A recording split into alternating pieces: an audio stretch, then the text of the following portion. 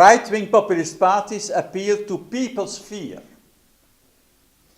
We, as the center-right, as the real People's Party in the European Union, based on Christian democratic values, have to reveal this manipulation strategy and provide hope, trust, and visions based on our principles. Sticking up to your values and hoping that in the long term they prove correct can pay off, because European populations also seem ready to believe in this thing. It's only when populists manage to create a sense of crisis, it's only when they manage to create a sense of pessimism that they get a foothold on things.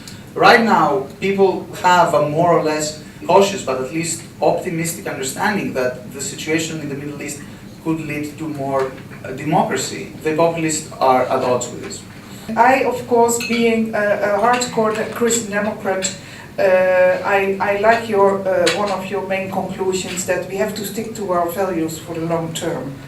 But how can we take care of the way this approach is challenged? It is really an issue of finding how we can successfully co-opt their positions. But the main thing here is not just taking up populist positions, but actually framing our new positions in a way that goes against the populist mindset. That we take the issue away from them and we redefine it in the ways that are concurrent with our values, with our democratic liberal values. I think, and what we here work with some colleagues in the parliament, that we need much more to invest in our civil education in the secondary school.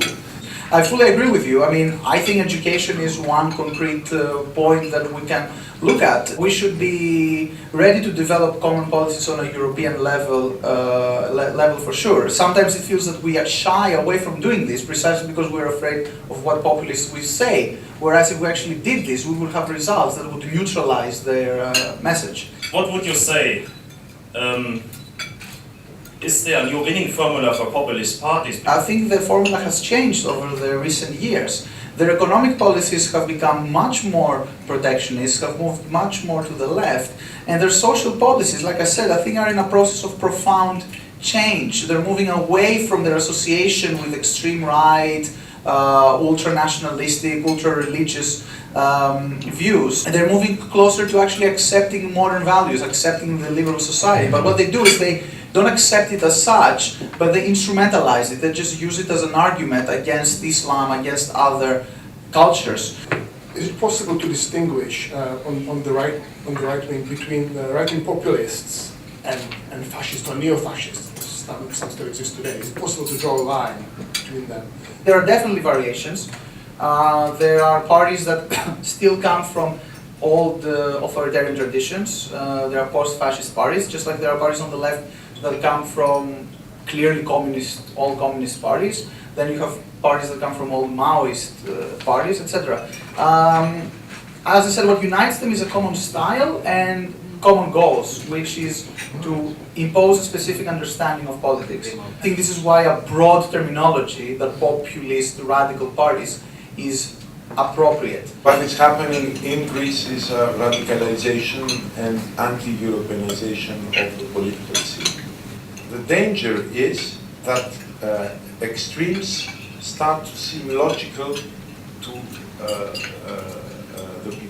Greece is a living testament to the fact that the country can suffer a lot from populism, which only happens just for electoral reasons. But if I understand news from Poland correctly, it would be very realistic that in the elections this year, the right-wing populists and the post-communists could actually get together in order to oust the civic platform from the government. Now, this thing is unheard of. I mean, the Kaczynskis saw communist agents under every rock and behind every bush. I think that this marriage could very well happen, and it shows that in Central and Eastern Europe, what I said, associating the extremes can lead to very, I would say, unpleasant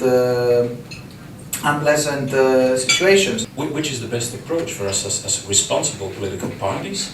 Ignoring them, taking them into the bath and undressing them and showing that they're more than, that they're only basically only a one-issue party, or relying on them, like in Holland and in Denmark, and allowing them the chance, giving them the chance to, from the sideline, influence politics, but not be responsible for the politics that are being pursued by the government. I don't know if the Danish example offers something. Denmark is a very affluent country, yet, just like in the Netherlands, basically a one person, Pia Kjærsgaard or whatever her name is, just like Fortown, created a sense of crisis almost out of nowhere.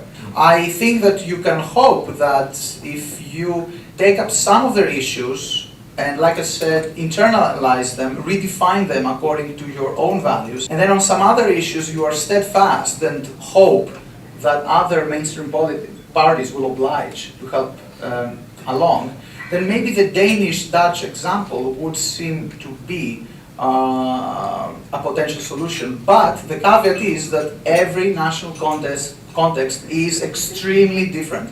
So I don't want anyone to go out of this room thinking that minority governments with populists is a solution to our ills. It definitely is not.